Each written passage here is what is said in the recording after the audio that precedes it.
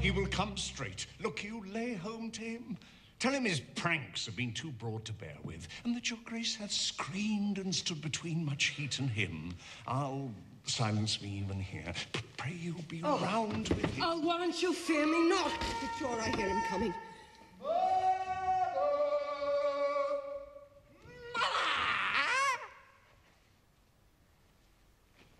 Now, mother, what's the matter? Hamlet, thou hast thy father much offended. Mother, you have my father much offended. Come, you answer with an idle tongue. Go, you question with a wicked tongue. Why, no, Hamlet. What's the matter now?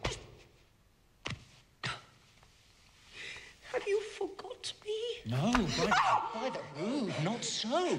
You are the queen, your husband's brother's wife. And, would it were not so, you are my mother. Nay, then I'll set those to you that can speak. Come and sit you down. You shall not budge. You go not till I set you up a glass, where you may see the inmost part of you. Thou wilt not murder me! Help! Help, help! Oh, now a rat dead, or a ducat dead!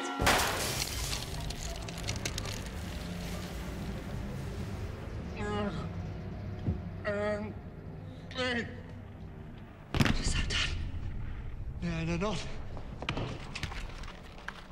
Is it the king? Oh, what a rash and bloody deed is this? Bloody deed. Almost as bad, good mother, as kill a king and marry with his brother. As kill a king?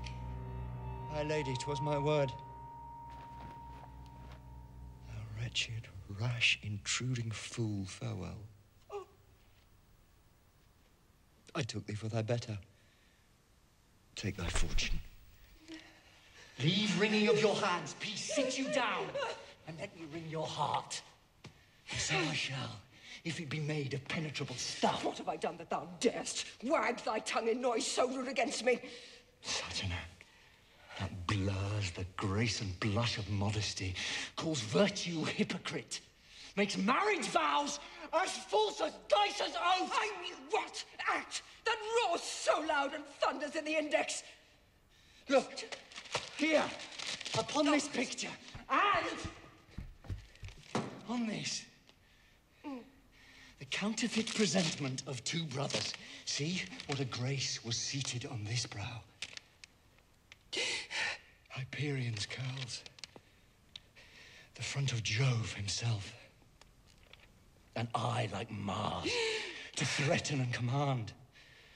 A station like the herald Mercury, new lighted on a heaven-kissing hill. A combination and a form indeed, where every god did seem to set his seal, to give the world assurance of a man.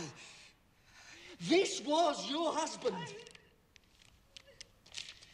Look you now what follows. Here is your husband, like a mildewed ear, blasting his wholesome brother. Have you eyes? Could you on this fair mountain leave to feed, and batten on this moor, huh? Have you eyes? You cannot call it love, for at your age, the heyday in the blood is tame. It's humble, and waits upon the judgment. And what judgment would step from this to this? What devil wast that thus hath cozened you at hoodman blind? Eyes without feeling, feeling without sight, ears without hands or eyes, smelling sans all, or but a sickly part of one. True sense could not so mope. Oh, shame, where is thy blush? Let's speak no more. Thou turnst mine eyes into my very soul. And there I see such black and grained spots as will not leave their dignity. But to live in the rank sweat of an enseamed bed, stewed in corruption, honeying and making love over the nasty stars. Oh, speak to me no more. These words like daggers enter in mine ears. No more, sweet Hamlet. A murderer and a villain, a slave that is not 20th part the tithe of your precedent lord, a vice of kings, a cutpurse of the empire and the rule, who from from a shelf the precious diadem stole and put it in his pocket. A king of shreds and patches.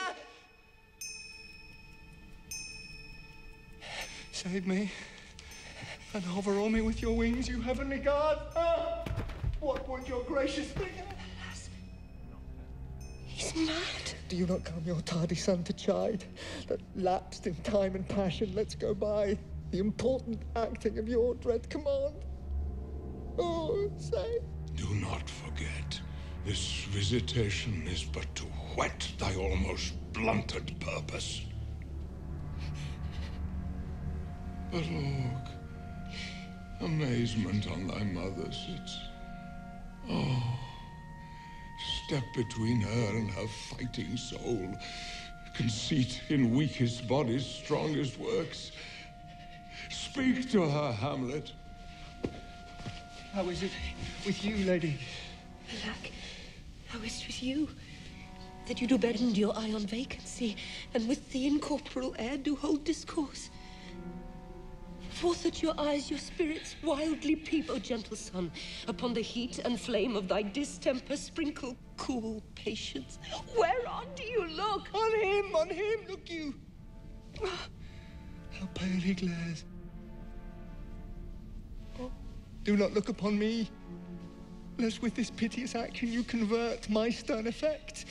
Then what I have to do will want true colour, tears, perchance for blood. Do you speak this? Do you see nothing then? No, nothing at all.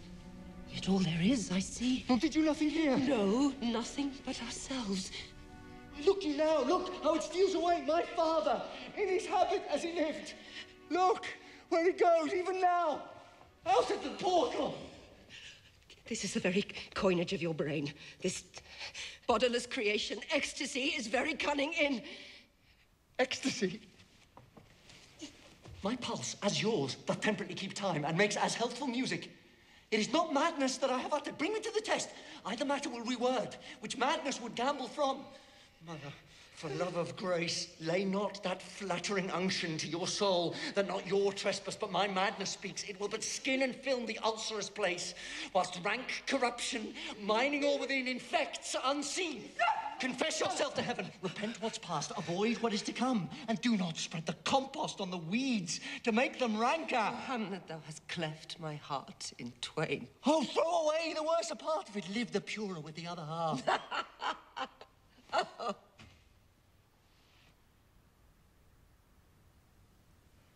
Good night. But go not to mine uncle's bed. Assume a virtue if you have it not. Refrain tonight, and that shall lend a kind of easiness to the next abstinence. Once more, good night. And when you are desirous to be blessed, our blessing beg of you. For this same Lord,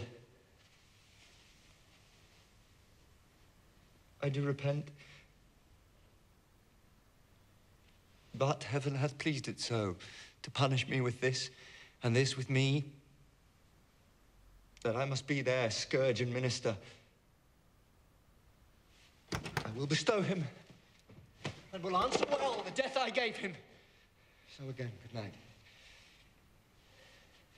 I must be cruel, only to be kind.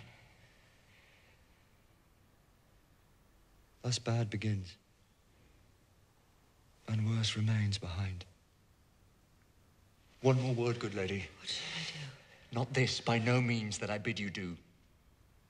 Let the bloat king tempt you again to bed, pinch wanton on your cheeks, call you his mouse, and let him for a pair of reachy kisses or paddling in your neck with his damned fingers make you to ravel all this matter out, that I essentially am not in madness, but mad in craft. Thou should, if words be made of breath, and breath of life,